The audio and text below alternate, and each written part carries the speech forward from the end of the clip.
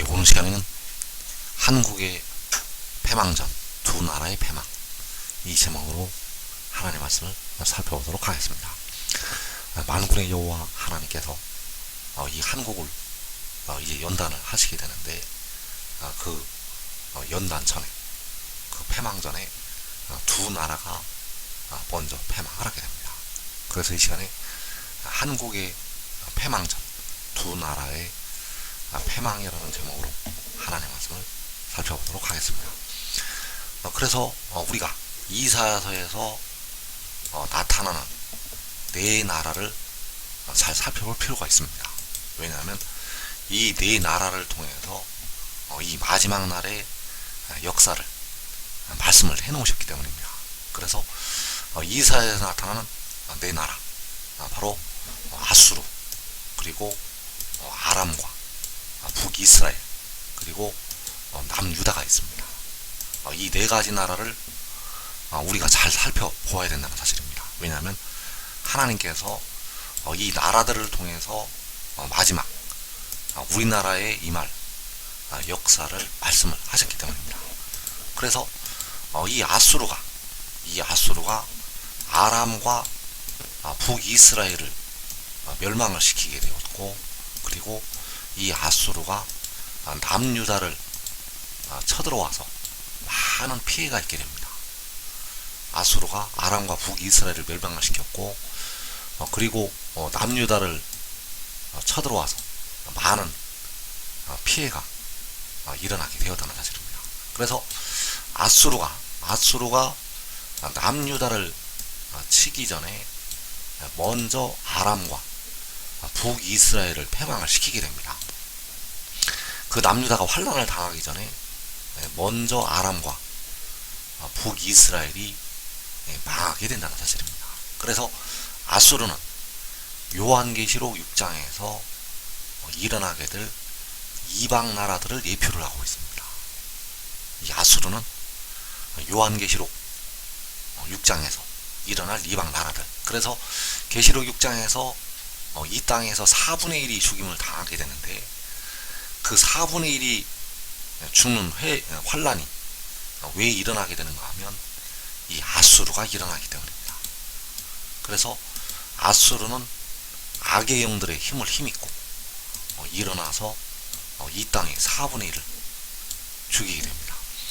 그래서 그 아람과 북이스라엘, 이사야서에서 나타나고 있는 아람과 북이스라엘은 이 마지막 날에 중과 북을 예표로 하고 있습니다.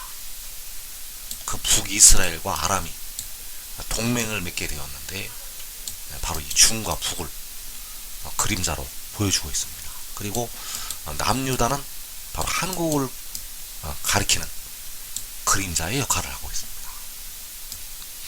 그래서 이 아람과 북이스라엘과 남유다의 역사가 이 마지막에 북과 중과 이 남쪽 나라 한국의 역사를 보여주고 있다는 사실입니다.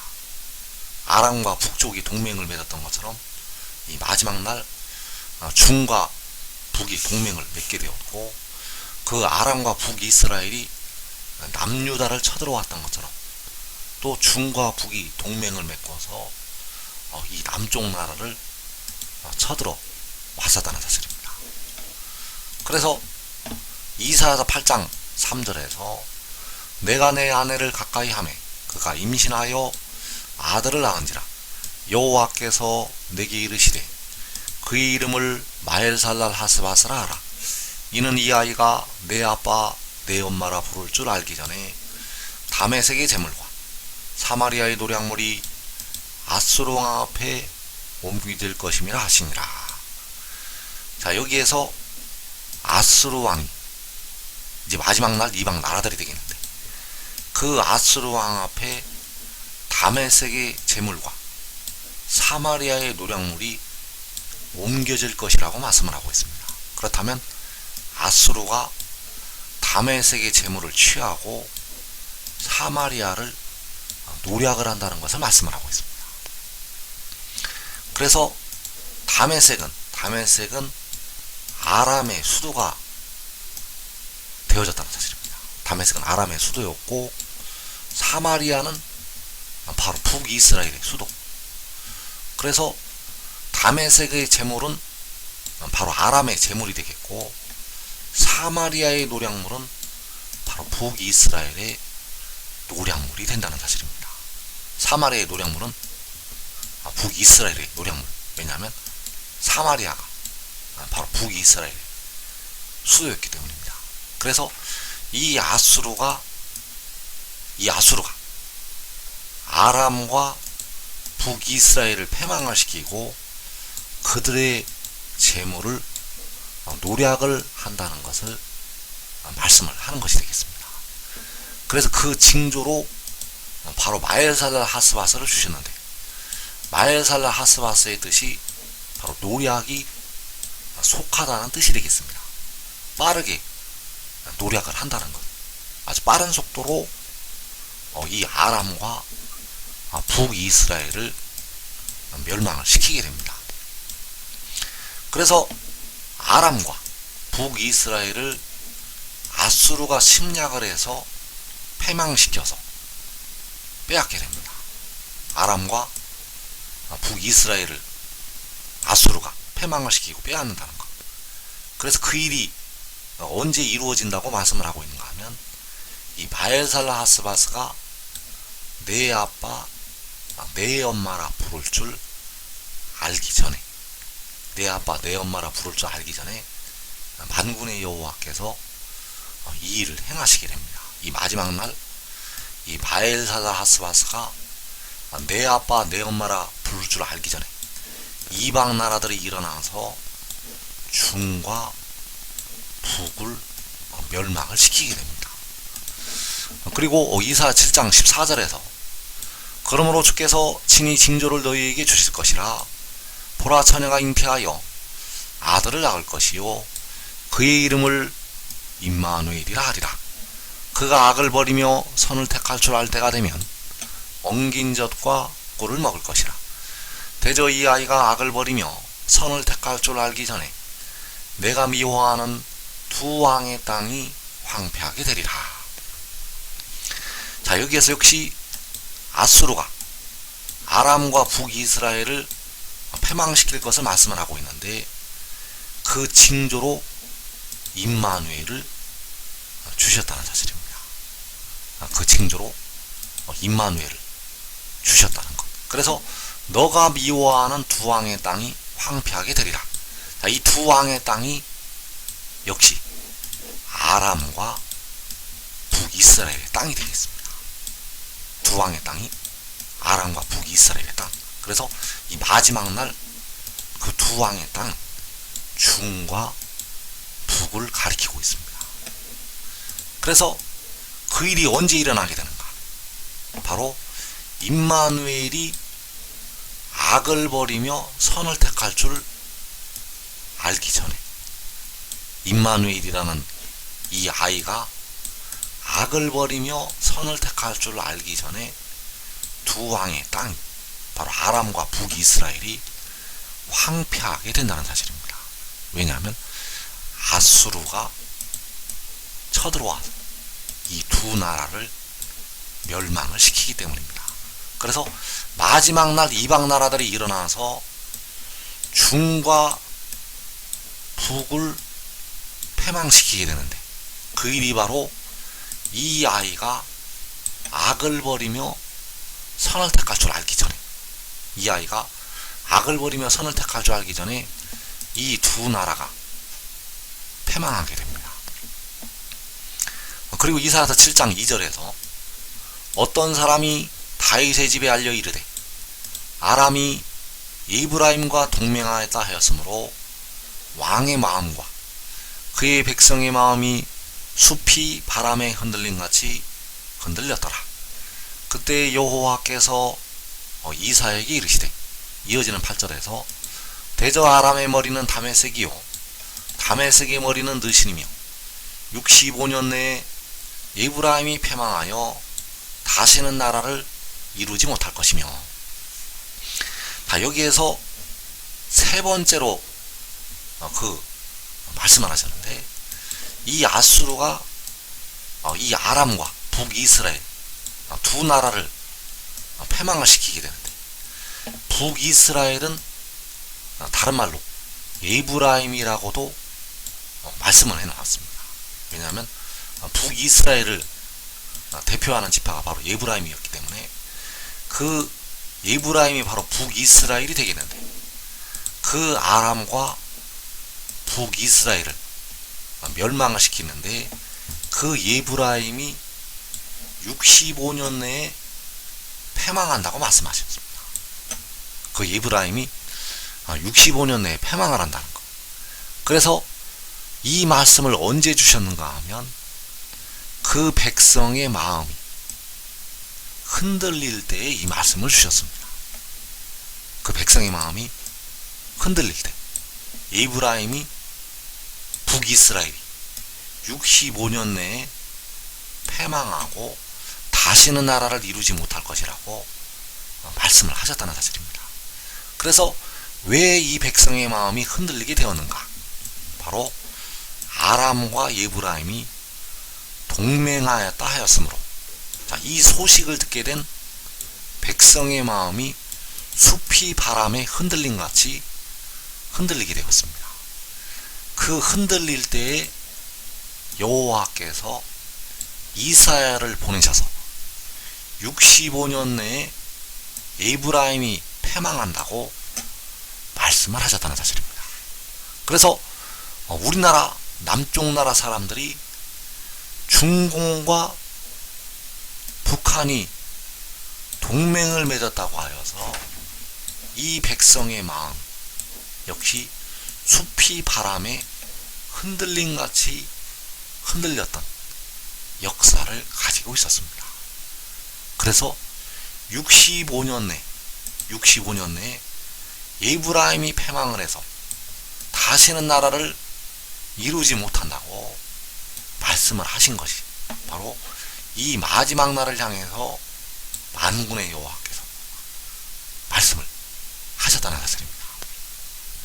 그래서 아람과 에브라임이 동맹을 맺었던 것처럼 이 마지막 날 중공과 북한이 동맹을 맺게 되었고, 그 동맹을 맺었다는 소식을 듣게 된 남쪽 나라 사람들은 두려워서 벌벌 떨게 되었는데, 바로 마음이 흔들리게 되었는데, 여호와께서는 65년 내에 북쪽 나라가 패망을 해서 다시는 나라를 이루지 못할 것이라고 말씀을 하셨다는 사실입니다.